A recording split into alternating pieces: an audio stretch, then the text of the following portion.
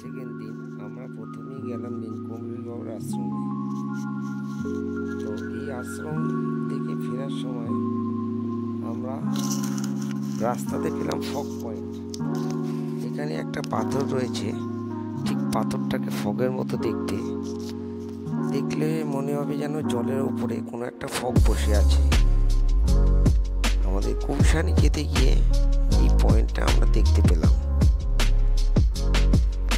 খুবই ভালো লাগলো দেখে, মনে হচ্ছে যেন একটা ফগ বসে আছে, সত্যি না দেখলে বোঝা যায় না। এরপরে আমরা গেলাম মা কালী দুর্গা মন্দিরে।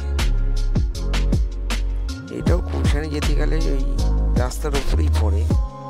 এটা ঘন জঙ্গলের মধ্যে দিয়ে যেতে হয়, বেশ চড়াই উতরাই রয়েছে রাস্তাটার মধ্যে।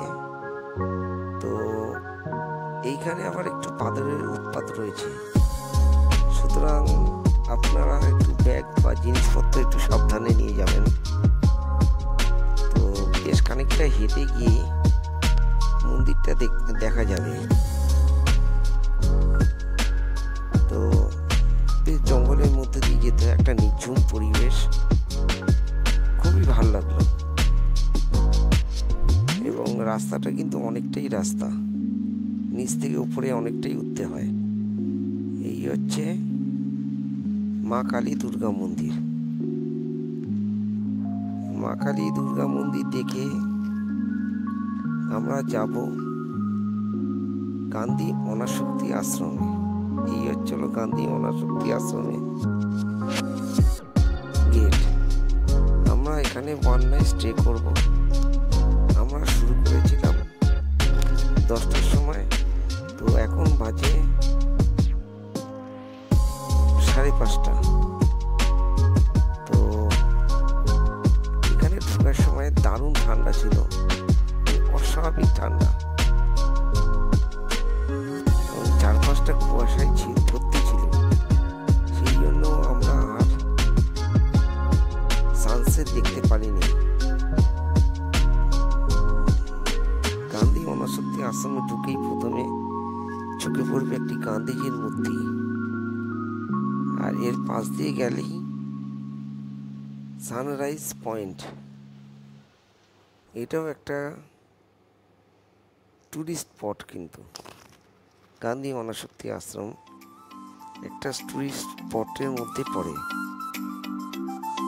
তো আমরা কালকে সকালবেলা এখানে আসব সানরাইজ দেখার জন্য।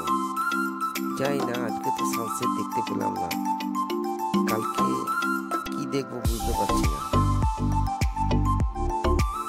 এখান থেকে পঞ্চচল্লিটা খুব সুন্দরভাবে দেখা যায়। আর ঠিক আমার বাঁ পাশেই রয়েছে KMDM হোটেল, গান্ধী অনাশক্তি আশ্রমের ঠিক পাশেই। তো এই হচ্ছিল অনাশক্তি আশ্রমের ভিতরের পরিবেশ। তো এখানে আমরা 1 নাইট স্টে করেছিলাম এবং ভাড়া পড়েছিল 850 টাকা করে পার রুম।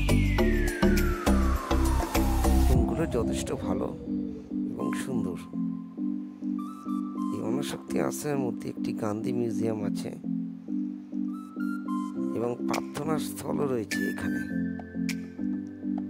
তো সন্ধেবেলায় এখানে প্রার্থনা করা হয়। এই জন্য অনাশক্তি আশ্রমের ভিতরের দৃশ্য, খুবই সাজানো গোছানো পরিবেশ। ভিতরে ঢুকলে একটা অন্যরকম জিনিস মনে হয়।